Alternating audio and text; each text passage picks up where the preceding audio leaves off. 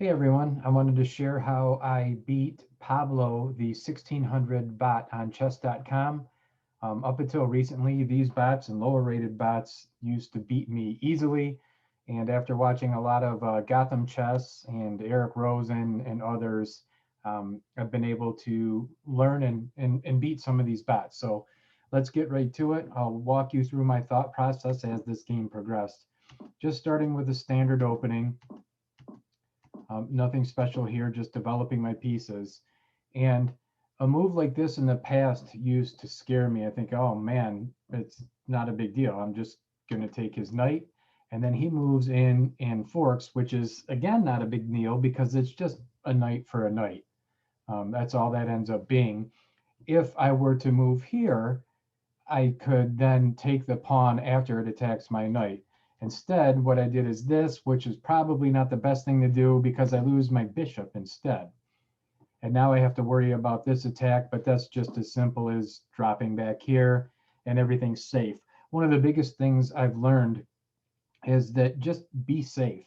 Don't go hunting with a piece, trying for tactics to get in here or, this would be great over here because you end up forking the king and the rook. And that's great if I was a move away, but the bots at this level just don't fall for that if you have to make multiple moves to get there. So I just dropped my knight back and I'm staying safe right now. And we're just even. The queen jumps over to there. So again, I'm staying safe and castling. And what happens when he moves there, this is kind of a weakness because it's only protected by my queen. And if I want to move my queen away somewhere, then it's no longer protected. So I do that simply to um, stop this from happening because then just take. All right, I move my rook to the open file. He moves his rook, and then I do bishop d2, which I don't remember. I think that was a mistake maybe, but not a big one. He castles, and then when I looked at the analysis of this game, the computer wanted me to make this move for a while. And the whole point is you want to stop the knight from coming in here. So I finally did that. Knight jumps in, and I just take another knight trade. That's fine. And I'm putting the rook in the open file. Now this is hit. And so I get the bishop. He moves his queen here, and this is where I'm getting a little bit better. My first thought was, okay, I was going to attack this next, and he moves his queen here to attack this, which is actually kind of silly because he was attacking it from here anyway. Um, but me in the past, I would have missed this, just not even thinking he can hit me there. So I protect it with my queen. And this, there was a better move than that. What I should have done was move my queen here. And I actually realized this right after I made the move, because that would allow my rook to back the queen on this file. But I didn't. I went here. So that's a miscalculation. He moves his rook, and notice on the left here, the bar goes way up for me. And I'm not exactly sure why. But what I did was move my bishop out here, and of course, this is my 900 level playing. It drops the weight back down. Um, but I figured, okay, let's attack this twice. And he takes, and I take, threatening his queen, and whoops, threatening his queen, and I'm protected with the bishop. He moves his queen out of the way. I back up my bishop because the queen was hitting it.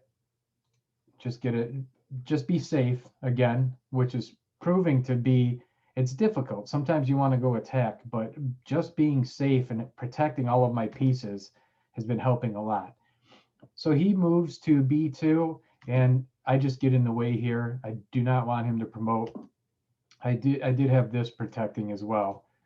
Okay, so he moves, attacking my queen. I'm just getting out of the way. A better move would have just been to go here and do a queen trade because I could have taken the queen like this. I end up doing that later.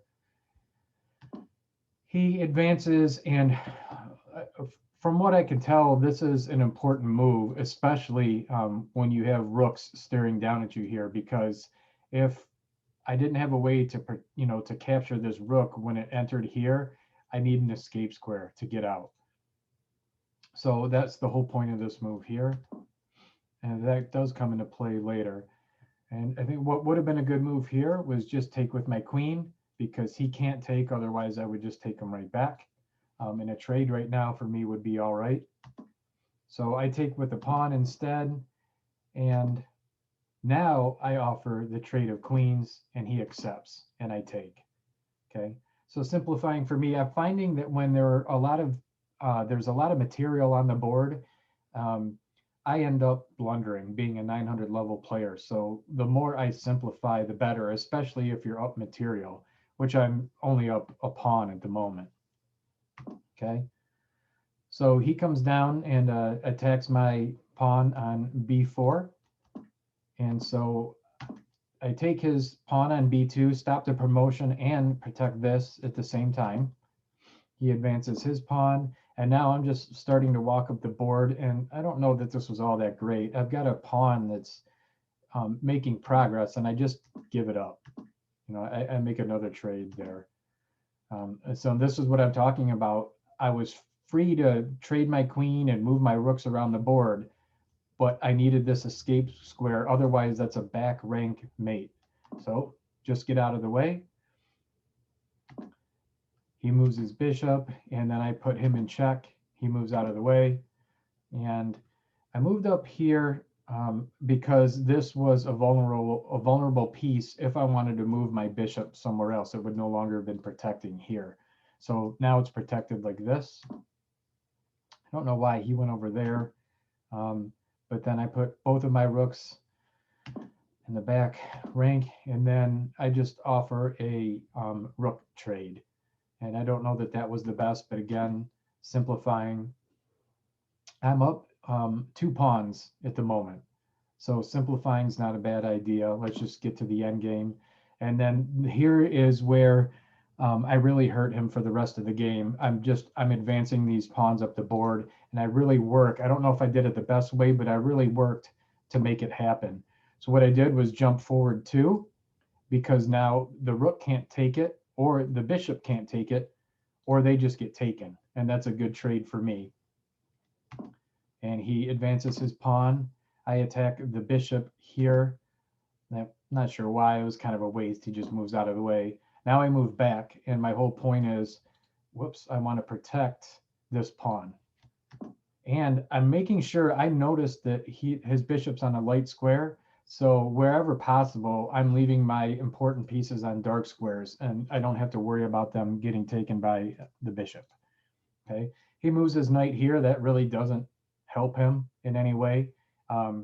He can attack this, but then he just gets taken. So what I do is move my bishop here, attacking his rook. I don't know that that was all that wonderful, but what it does allow me to do is come over here. And I didn't have some master plan to do this in the first place, to protect here, by making these kind of moves like this. But by attacking his rook when it was right here, that just allowed me to come here now. And what I could do is advance this pawn because it's protected. He jumps up here, advance the pawn, and this pawn is protected by the rook. So I have them both protected at the moment. He drops back. I move my pawn up, still protected. He jumps up here. That's okay. I'm just going to get my bishop out of the way. He could have taken this right here. Oh, no, he can't. Whoops, because it's protected this way. That's right. So my pawns are protected.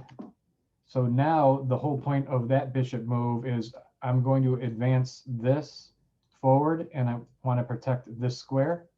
And I'm going to protect this square in a moment by moving this up. And he moves his king. There's my pawn move to protect this square so this guy can move.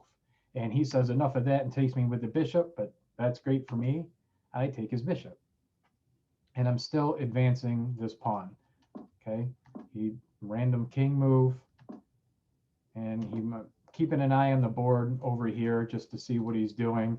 But now I'm protecting this pawn all the way up. And he moves here, so that, all right, I'll just take him, stop any nonsense on that side of the board. And I move my rook here so my pawn can promote. And it does. He takes my queen. Now we're down to, he just has pawns left, and now it's just converting the game. And he wants to take my pawn here, so I'm going to move my king to protect this and this.